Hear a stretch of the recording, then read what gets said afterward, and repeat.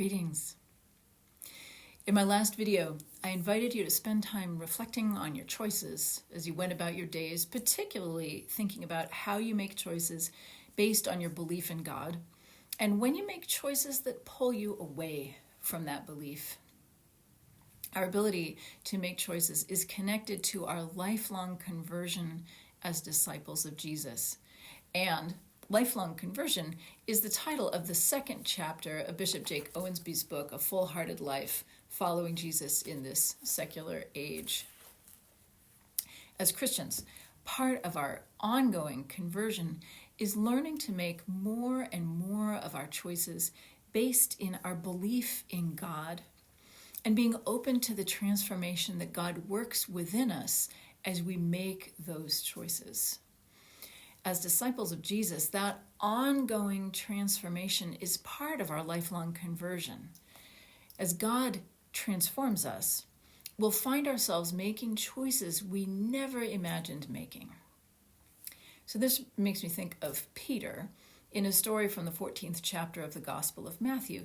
Peter and the disciples are in a boat at night, and there's a storm. Then they see Jesus walking on the water, and they're terrified. They're already scared because of the storm, and now they think they're seeing a ghost. But Jesus tells them not to be afraid because it is He, not a ghost. And Peter says to Jesus, "Lord, if it is you, command me to come to you on the water."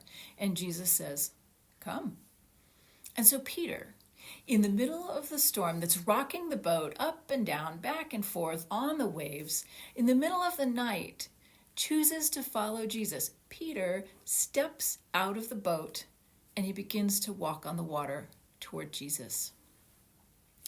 If someone had told Peter 2 years before this that he would choose to get out of a boat in the middle of a storm in order to walk on the water, he would have told them that they were out of their minds. There was no way that he, Peter, an experienced fisherman who knew how dangerous the water could be, would ever do something so foolish.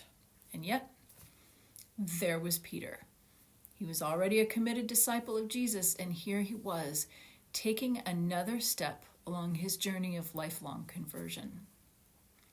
And there was only one reason that Peter was able to make that choice and to follow Jesus out of that boat, even when nothing about it made sense. Grace. Peter was able to follow Jesus at that moment because of God's grace. God's grace is always available to us, but we can only receive it when we recognize that we are powerless on our own. Peter was powerless to step out of that boat and walk on the water on his own. There was no way he could ever do it, but his faith in Jesus opened him to God's grace that made him able to do something impossible. Bishop Jake describes lifelong conversion as a continuing process of resisting evil, turning to Jesus and trusting in his grace, and following Jesus' call and obeying him as our Lord.